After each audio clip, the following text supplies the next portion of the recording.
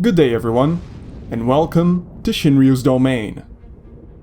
After having our memories rekindled by the wandering Minstrel, we find ourselves challenged by the God of Vengeance once again, but this time at the peak of his power.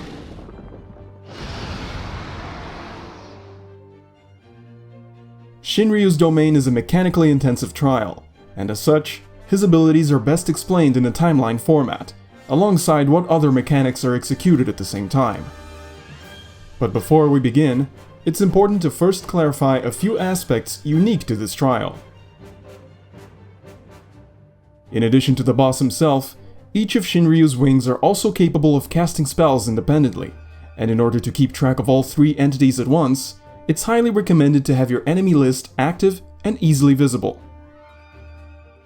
And while players will find the starting platform to be largely intact at first, certain tiles will inevitably be damaged as the fight progresses. Each tile may be damaged no more than once before breaking, and should the central tile be destroyed, the entire platform will collapse. It'll be up to the players to properly manage which tiles are struck by placing Shinryu's tail slap at desired locations, indicated by a green marker above the targeted player. Provided the tile struck were not destroyed, the tail will remain behind for a short period of time, and killing it will deal a significant amount of damage to the boss. Ideally, players should preserve the tiles closest to Shinryu throughout the fight, which in turn makes maneuvering his other mechanics much more manageable. It's also important to take note of the on-screen progress bar, the Corrupted Aether, and Shinryu's exposed weakness, the Worm's Heart. Shinryu will collect Aether over time, and every time the progress bar completes, he will cast one of his Corrupted Aether spells. If the heart is not destroyed before each cast, the next Corrupted Aether spell will immediately wipe the party. And finally, due to mechanics that occur in the final phase of the fight, it's important to assign each DPS to a tank or a healer, forming 4 pairs in total. More specifically, consider assigning melee DPS to tanks and ranged DPS to healers, in the interest of making stacking easier.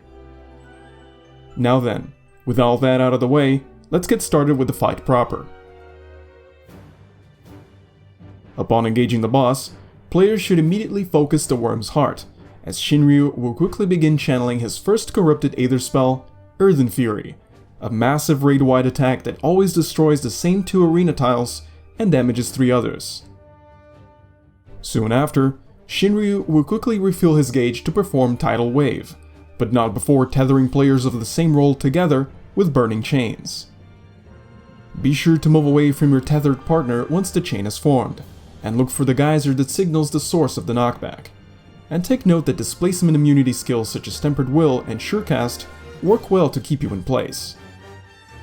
At this point, the first green marker for Tail Slap will appear, this time targeting a healer. To avoid breaking the damaged frontal tiles in our case, the marker is brought to the back of the platform. Before the tail lands, however, Shinryu will summon 3 icicles at the back of the arena, that, after a short delay, will charge across in straight lines, dealing damage and knocking back any player struck. Be sure to turn around and finish off Shinryu's tail before bringing your attention back to the boss, and, as always, keep an eye out for his cast bars in the enemy list to anticipate one of 2 upcoming mechanics. Levin Bolt, an ability that deals area damage centered around players and becomes lethal if placed inside any of the water puddles. Or Hypernova, a powerful blast that targets a random party member and must be mitigated by stacking with other players inside a water puddle. After a short delay, Shinryu will strike the center of the arena with his telegraphed attack, Dragon Fist, followed by a raid-wide Ice Storm in an attempt to finish off players low on health. At this point, tanks should position themselves closely in preparation for the first Akmorn, and all other party members should be ready to move out of Archai, a pulsing pillar of energy that targets a random player. Upon filling his gauge once again, Shinryu will cast one of 2 possible Corrupted Aether spells, each interacting with water puddles differently.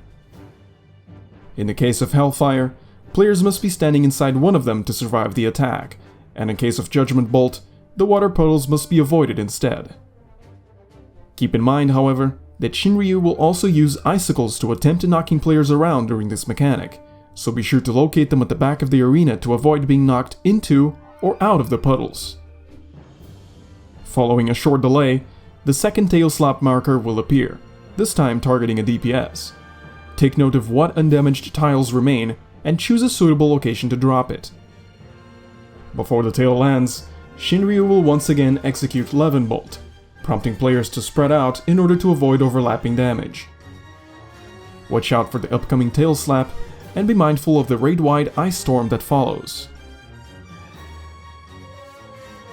At this point, Burning Chains will tether tanks and healers together, and shortly after, Shinryu will mark one healer and one DPS for Earth Breath.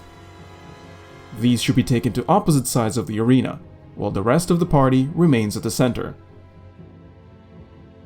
Soon after, the second Akmorn and its accompanying Akrai will be cast. If available, consider using immunities to solo tank Akmorn, as the following Ice Storm can be particularly dangerous. Once his gauge has refilled, Shinryu will cast Diamond Dust, coating the arena in thin ice. At the same time, Burning Chains will tether the two healers together. It is recommended to simply have one of the healers slide out and back in, to clear this mechanic without major complications. Up next, 4 low-health Reiryu minions will descend upon the arena. These must be healed back to full health before they finish channeling their spells, or each remaining Reiryu will deal significant damage to the entire raid. In the meantime, the third and final tail slap marker should make its way to one of the tanks. Remember to take the current state of the arena into consideration and give preference to preserving the frontal and middle tiles. Once the tail has been dealt with, the third and most troublesome Akmorn will be executed, alongside a rogue set of icicles. If available, tank immunities are highly recommended to bypass this particular set of mechanics. With his gauge filled once again, Shinryu will proceed to execute Aerial Blast, slowly knocking players away from the center and culminating with a powerful knockback at the end of the cast. At the same time, all 4 DPS will be tethered together with Burning Chains, so plan your escape route accordingly. After another brief delay, 1 DPS and 1 healer will be once again marked for Earth Breath. These marked players should proceed to the edges of the arena just like before, or the ice storm that follows is sure to cause problems to the party. At this point, Shinryu will take to the skies, and after a short time, proceed to dive across the center, before landing once again. Upon his return, players should be ready to either spread out for Bolt or stack inside a water puddle for Hypernova, followed by one final Akmorn and Akrai. And with his bar filled one last time, Shinryu will begin channeling Tidal Wave once again, but before running towards the geyser, players should spread out to avoid overlapping damage from the Bolt that occurs at the same time. Following the knockback from Tidal Wave, or upon reaching 44% health, Shinryu will imprison all players with Dark Matter, prompting the end of Phase 1. To clear the active time maneuver comfortably, players should be ready to repeatedly hit at least 2 keys at once, such as left mouse click and spacebar, or you might find it to be a fairly close call.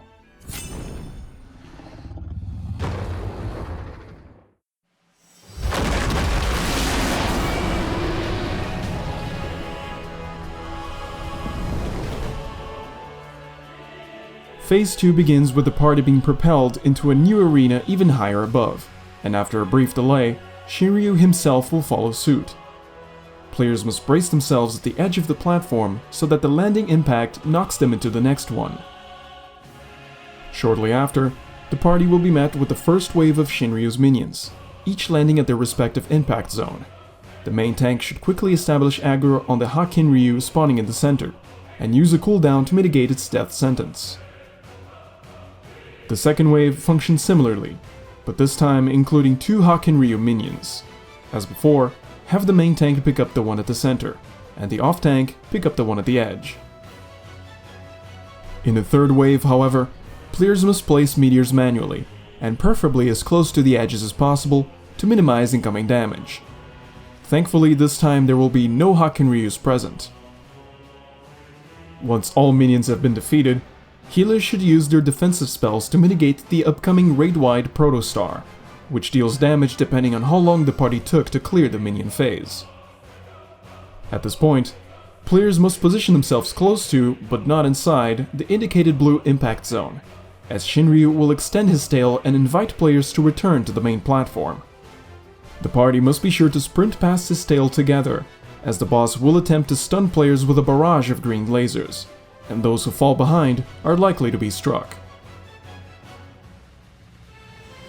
Phase 3 begins once Shinryu retracts his tail, and his first mechanic to watch out for is Terra Slash, a powerful attack that deals heavy damage to the main tank and applies vulnerability, prompting an immediate tank swap. Terra Slash will always critically hit, meaning awareness is extremely useful to mitigate its damage. The party markers we set up at the beginning of the fight will come in handy at this point. Shinryu will tether all players with burning chains, and mark each DPS with Atomic Ray, a stacking mechanic. Once the chains have formed, each pair should run to their assigned spot, breaking their respective tethers and satisfying the stacking condition for Atomic Ray at the same time. At this point, Shinryu will cast Ice Storm, which now has the added effect of freezing stationary players, and combine it with either a delayed Levin Bolt or Hypernova. In the case of Levin Bolt, players must keep moving around the same spot to avoid being frozen, and once Levin Bolt has finished casting, move away from their previous locations. On the other hand, if Hypernova is being cast, players must remain still and be frozen on purpose, as it prevents the upcoming fire damage from becoming lethal. Up next, Shinryu will cast one of two possible abilities. Benigning Breath, an extremely wide attack that shouldn't be difficult to avoid if players remain close to the boss. Or Worm Whale, where players must collapse to the very center of the arena and under the boss to avoid being struck, and quickly move back out once the cast is finished. Before proceeding any further, Shinryu will target the current main tank with the next Terra Slash, and shortly after, a new set of Reiryu minions will appear, functioning exactly like the ones from Phase 1. After a moderate delay, these mechanics will repeat, but upon reaching 22% health, blue spring pads should appear around the arena, allowing the party to ride on top of Shinryu. Upon landing, players will find both wings to be casting spells, which should be focused down before each cast completes. If you haven't yet, using your limit break here is highly recommended. Once the wings have been destroyed, simply jump back down to the platform and deliver the final blow to the God of Vengeance.